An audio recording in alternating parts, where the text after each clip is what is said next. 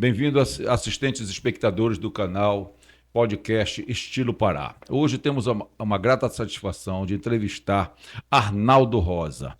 Arnaldo Rosa é um escritor romancista, tá, que enveredou pelo lado dos contos, né? Os contos urbanos de Belém, coisa muito boa, uma literatura maravilhosa. E hoje a gente tem essa satisfação de tê-lo aqui no nosso podcast Estilo Pará.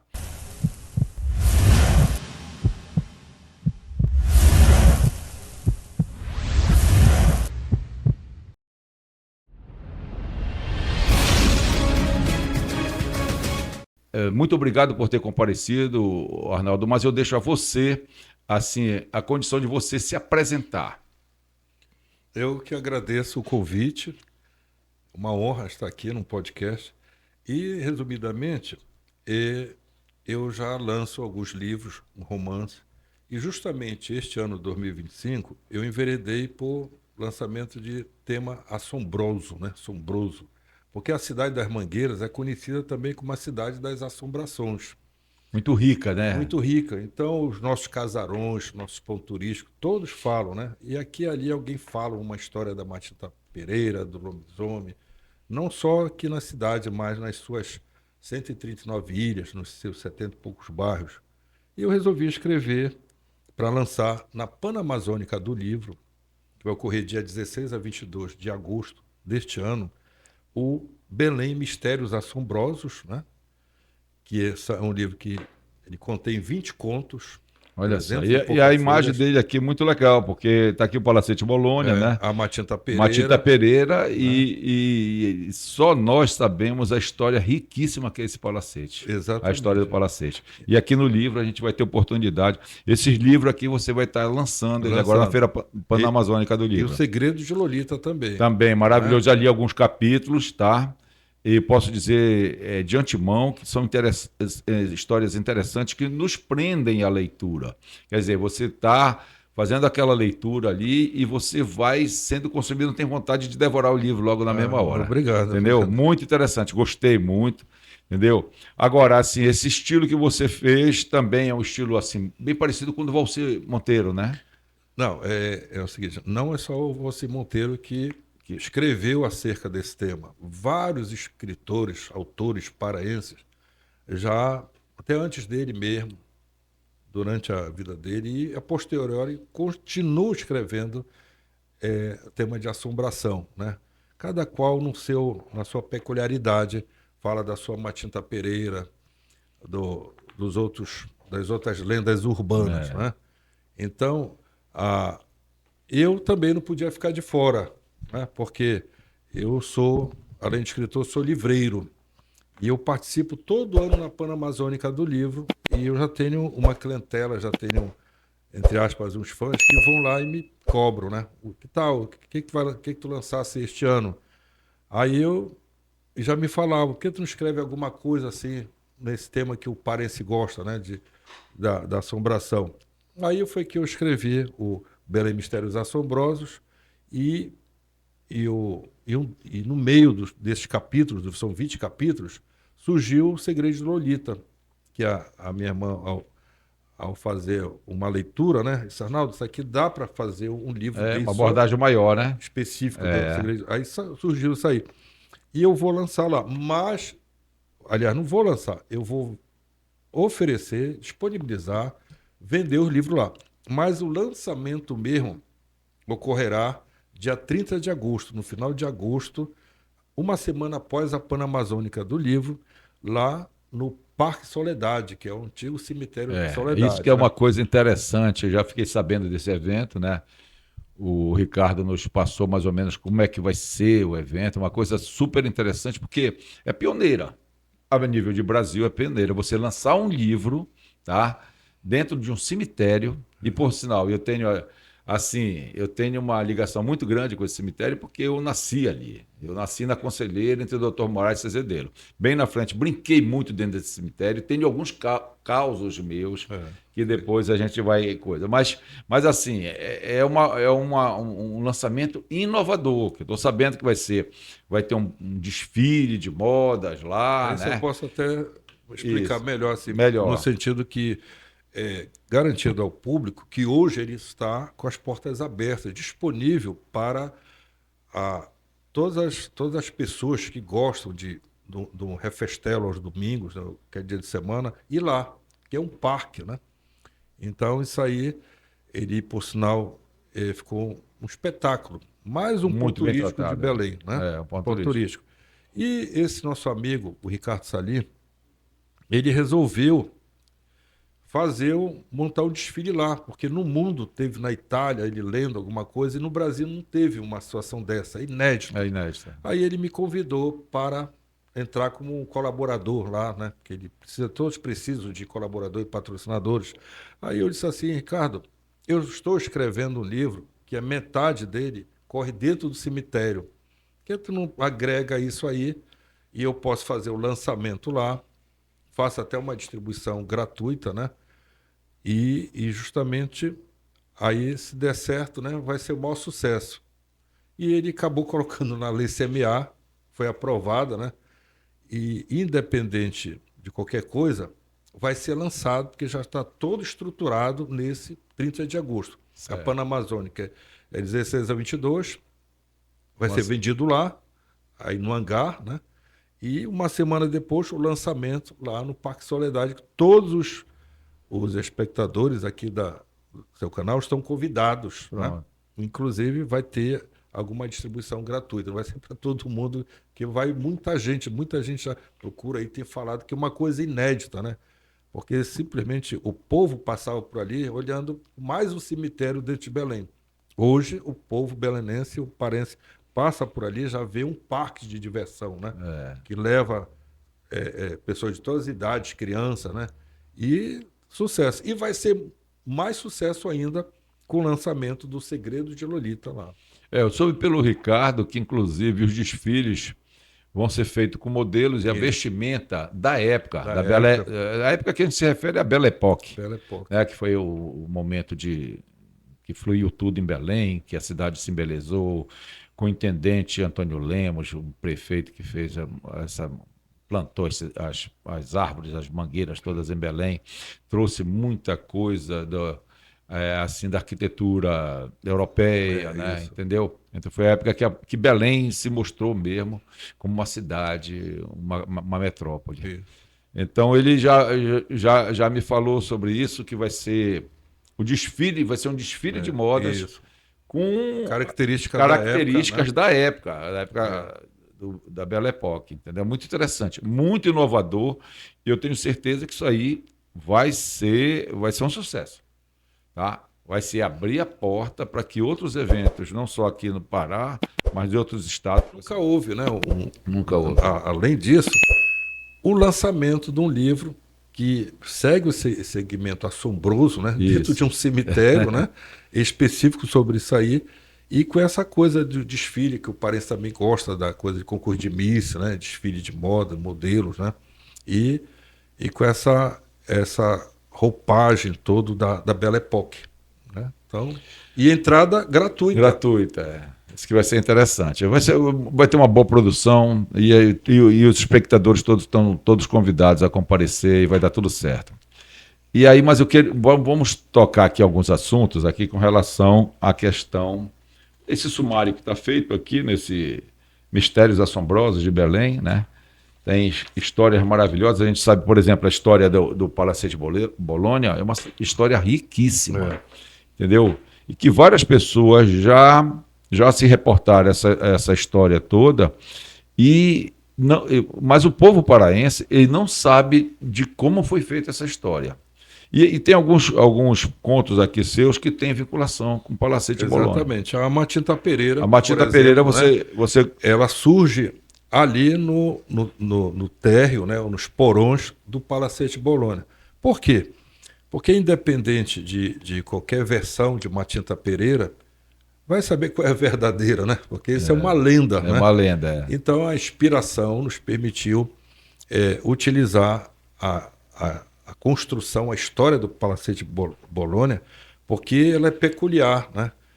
Então, quando Francisco Bolonha resolveu construir na cidade de Belém, ele escolheu aquele local, que não era esse local de hoje, assim, que normal, entre aspas, né? Era ali um pedaço de lago, né?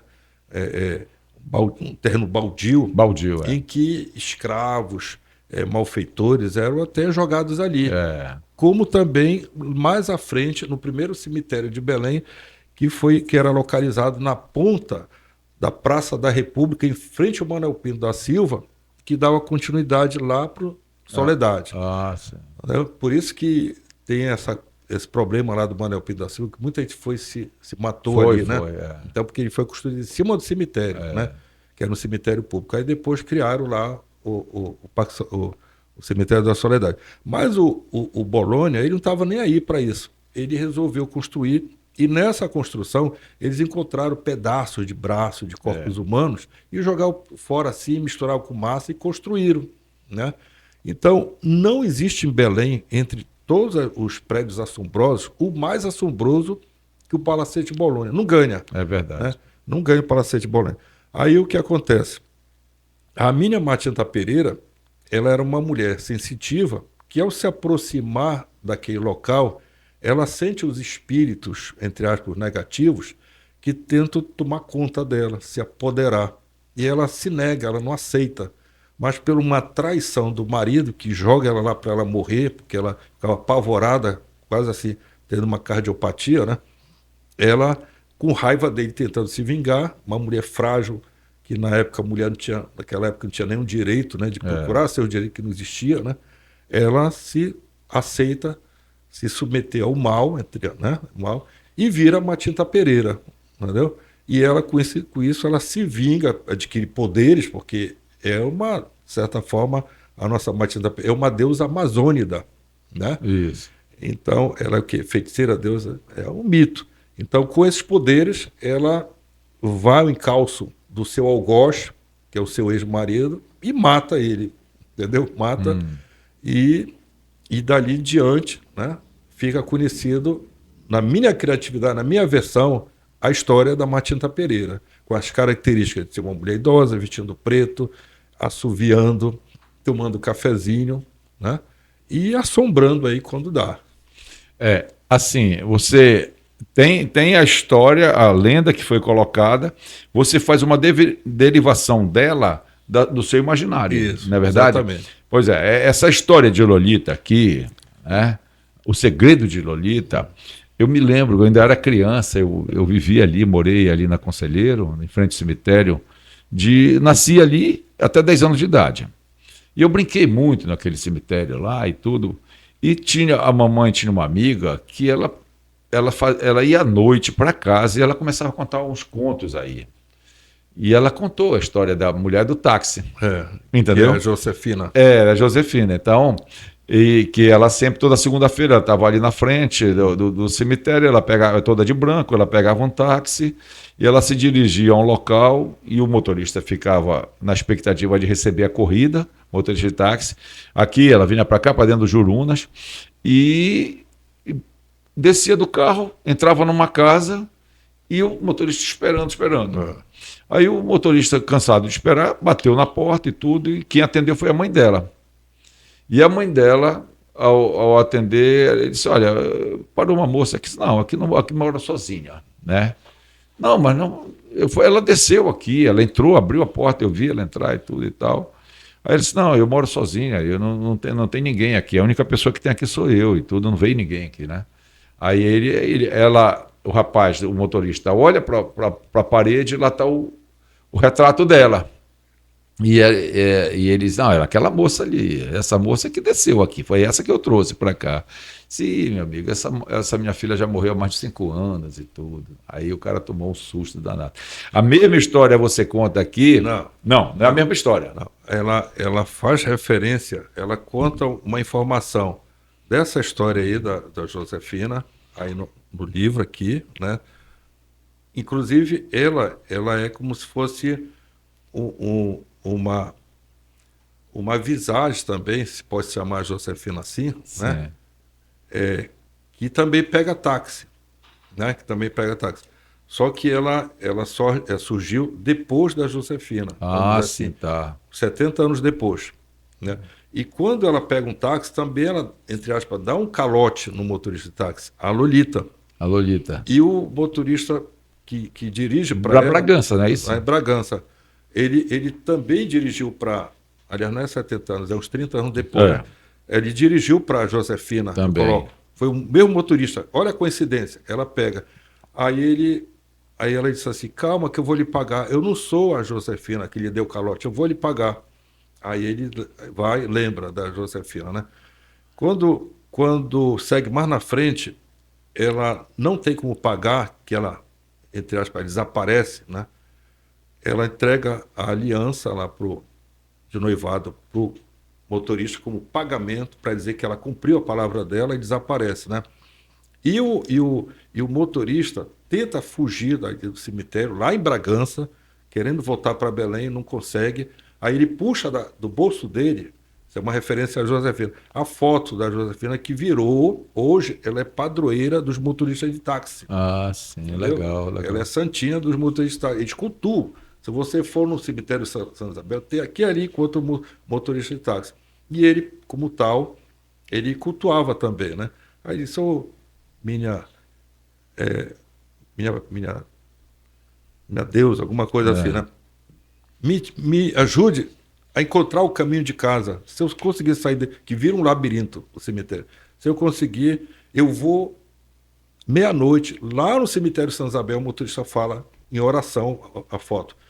E vou lhe convidar para dar uma voltinha, né? Aí que a porta se abre, depois numa história lá, ele encontra, chega em Belém e põe a melhor roupa dele, lá no cemitério Santa Isabel, meia-noite bate com um buquê de flores.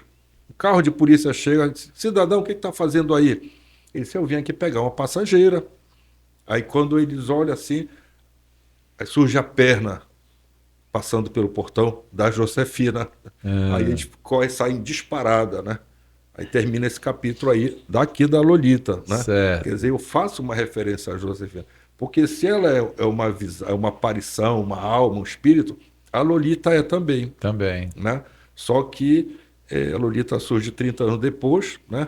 Mas ela aparece ali Ah, tá. no tempo da Lolita. Ela tem uma vinculação com a história para esse da motorista. história. É. Entendeu? Mas a história é diferente.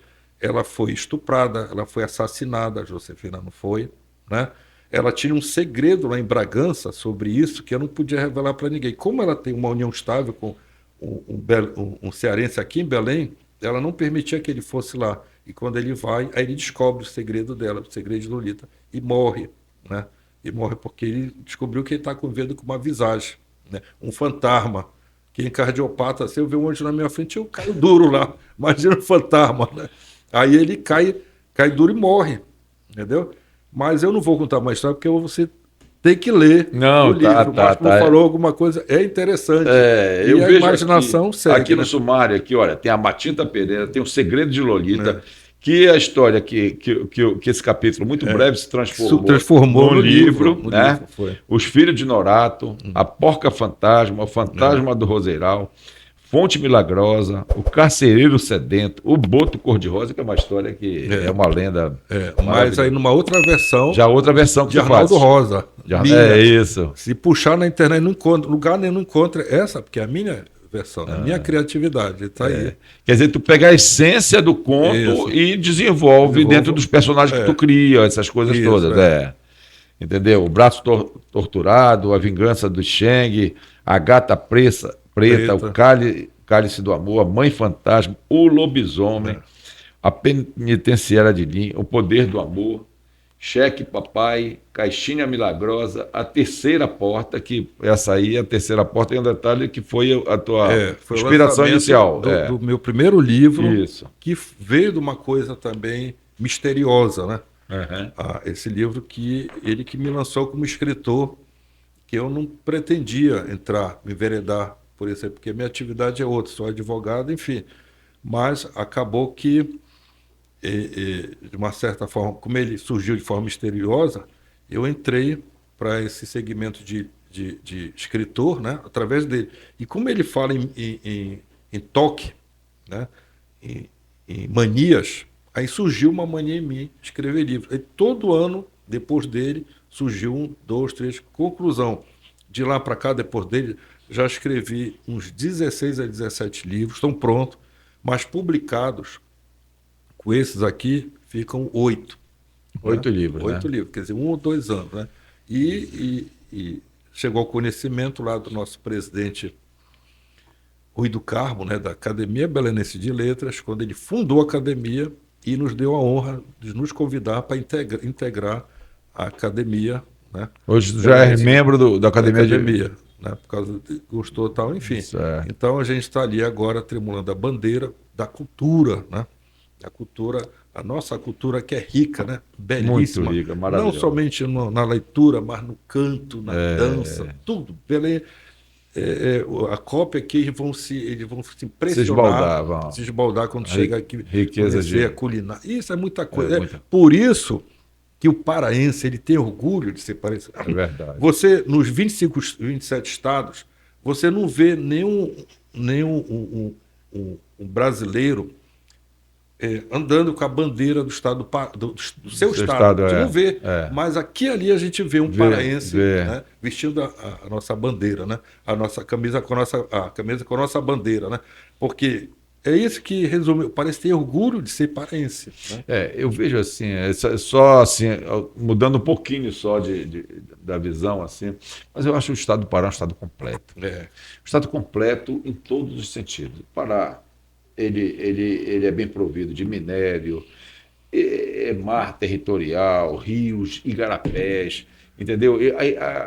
A culinária. Chega aqui no Pará, parou, né? Rapaz, eu acho assim que pô, ele é contemplado pela graça de Deus com todas as, assim, com tudo quanto for recurso que ele tem. Você falou para mim antes, eu sou remista, Sim, Paysandu, né? Paysandu, De manhã assisti uma entrevista do Robigol, sim, né? Que foi o ídolo, né?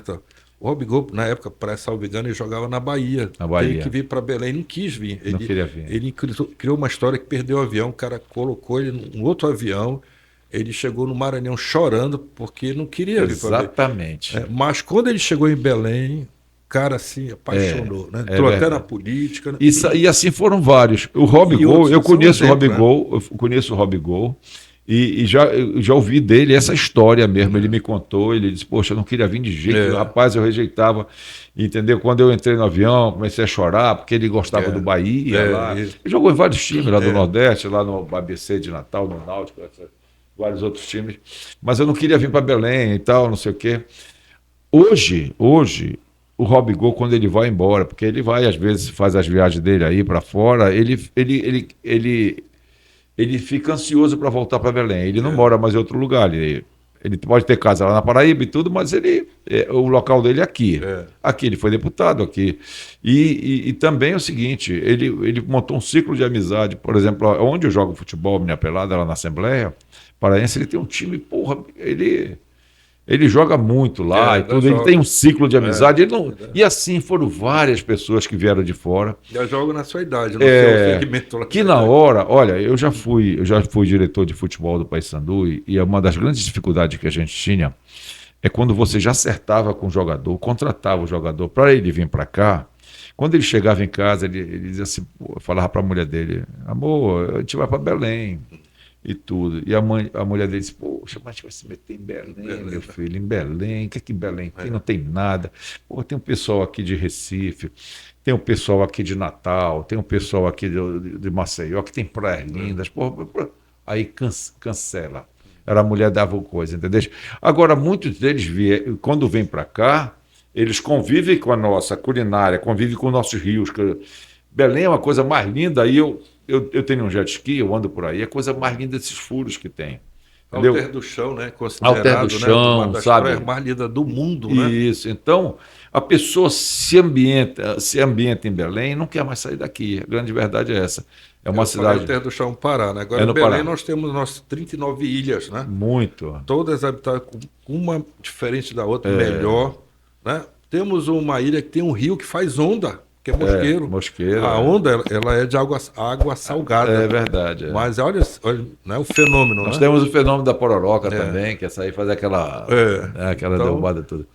Então é muito um acervo muito cultural muito grande, né? Muito grande. E a gente tem nossa. Aí eu aproveito isso aí e jogo nos meus livros aí, porque eles são regionais, romances mais autodidatas. Isso. Né? Mas aí fica, de certa forma, fácil porque está aí à disposição, né? É. Você falou numa conversa anterior sobre Jorge Amado, né? Jorge Certo. Amado, ele dizia que ele não criava nada, era o povo que conversava com ele jogava nos livros lá.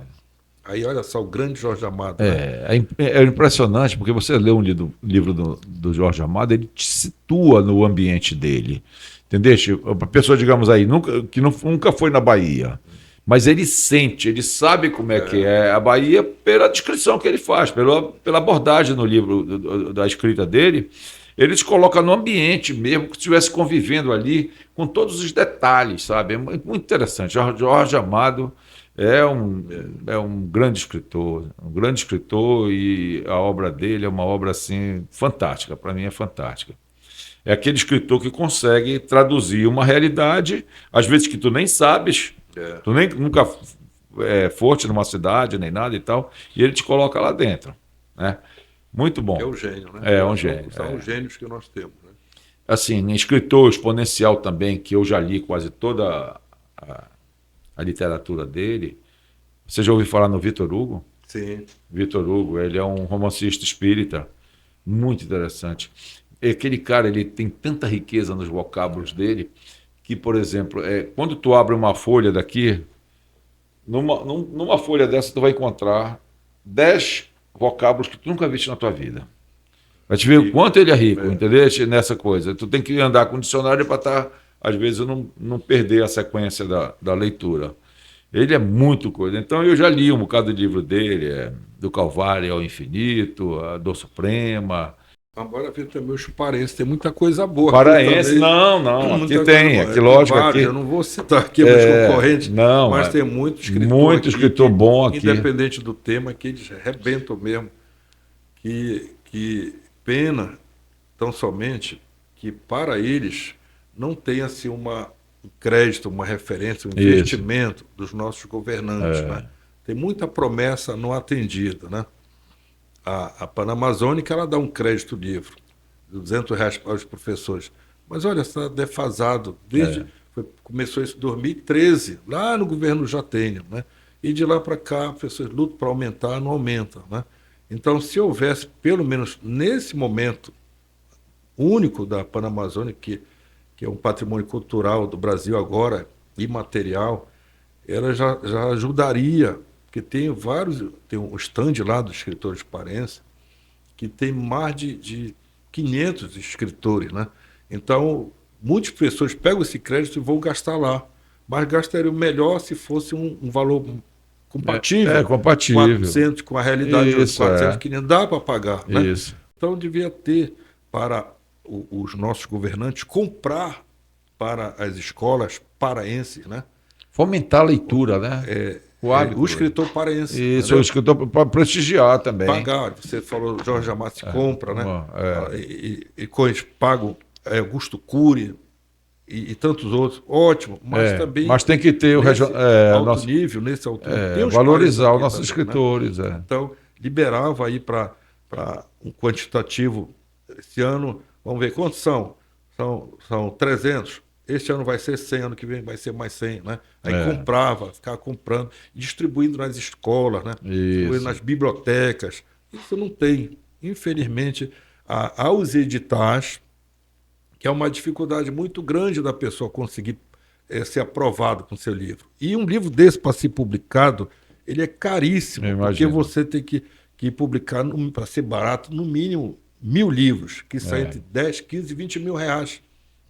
Às vezes a pessoa depende daquilo. Olha a dificuldade, né? Eu, modéstia à parte, eu tendo uma condição financeira para publicar, eu precisei da Mega Sena, conforme falo lá na terceira porta, aí depois não saiu do meu bolso, né? Alguns se dão um privilégio, não, mas isso aqui eu consigo editar, mas e a fila de tantos outros que não conseguem, né? Então, aí já aproveito o seu programa aqui para fazer essa reivindicação, que alguém assista aí, um político, né? Isso. Muito justo. Vamos juntar essa galera e vamos dar força, porque para eles venderem, não livros, mas venderem a cultura. Isso, né? Porque isso que a gente faz quando lança o livro, está vendendo estimulando a cultura, o artista local, o escritor local. A cultura local. Certa vez, um professor lá em Harvard, nos Estados Unidos, escreveu uma frase de Shakespeare. Um exemplo assim, Nada é bom, nada é mal se o pensamento não torna tal. Vocês gostaram? Excelente, professor. Olha, Shakespeare. E todo mundo aplaudiu. Shakespeare aplaudiu. Aí, disse, olha, Shakespeare, inclusive, é considerado um extraterrestre. Porque é tão perfeito, você falou Jorge Amado, outro perfeito, né? Então é tão perfeito que um ser humano não poderia escrever aquilo ali. Né? Aí ele apagou.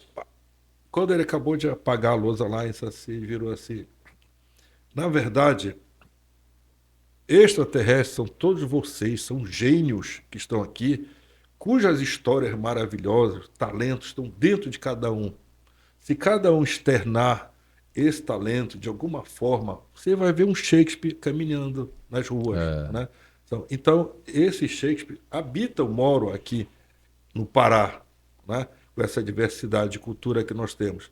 Então, vamos novamente, né?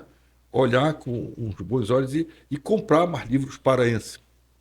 Graças a Deus, eu participo como livreiro na Panamazônica do Livro, por exemplo, e vejo isso.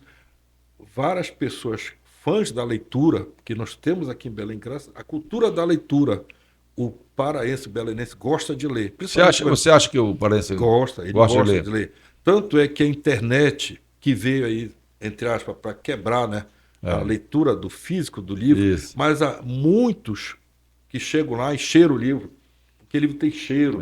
Isso aqui eu vou botar debaixo do meu travesseiro. Se põe um computador, um celular debaixo do travesseiro, pode explodir na cara, né? Verdade. Cega. Aí fazem assim, aí comentam. Ainda mais quando encontram um escritor, um autor ali presente, a pessoa fica até arrepiada, porque vê ali o criador daquela obra, né? Tem Augusto Cury. Augusto Cury está dando palestra lá nos Estados Unidos, na Europa. O Sidney Sheldon está morto lá no cemitério lá dos Estados Unidos. Eu era fã eu já li muito livro. Escreveu Dini Eugênio, né? Dini Eugênio. Enfim. Mas nós estamos aqui vivos. Isso. Não, exatamente. Aí, então, esse pessoal, por exemplo, o tema assombroso, o belenense adora gosta muito, entendeu? Sim. Então, quer dizer que nós temos à disposição, nós temos capacidade, competência para fornecer a essa cultura, a esses fãs da leitura, né, um material bom de leitura. É verdade. Isso aí tudo tem que ter apoio. Porque você vai ver, como a gente citou ali, Jorge Amado, ele tem um apoio que tu não imagina, a nível nacional, sabe, os canais de comunicação, as áreas de divulgação. Então ele se torna nacionalmente, né? E os escritores aqui do Pará têm que estar lutando, sabe? Nem sempre uma enxadada é uma minhoca.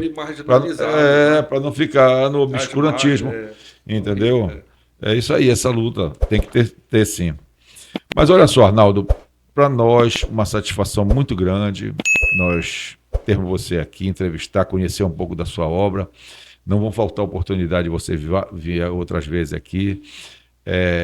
Eu acho que logo depois também desse lançamento do livro, lá depois da Feira Pan-Americana, no evento que vai ter, a gente vai voltar aqui para a gente conversar sobre o êxito, se Deus quiser. E o lançamento no Parque Solidário. Isso, pois é, desse parque. Nós vamos fazer esses comentários todinhos, entendeu? Então, para nós é gratificante ter você aqui, a hora que você quiser e precisar dispor de alguma coisa, pode voltar aqui. Para nós é muito interessante esse bate-papo, esse conhecimento, sabe? E a gente espera que dê tudo certo no lançamento dos seus livros. Vai dar certo até o que era para dar errado. Então, ouvintes e assistentes do canal Estilo Pará, nós entrevistamos hoje Arnaldo Rosa, um escritor de mão cheia dos contos, e nós estamos postando essa coisa e a gente pede a todos vocês que curtam, comentem, tá? No YouTube, em todos os canais, no Instagram, que vai ser postada essa nossa entrevista, que todos possam curtir e compartilhar também.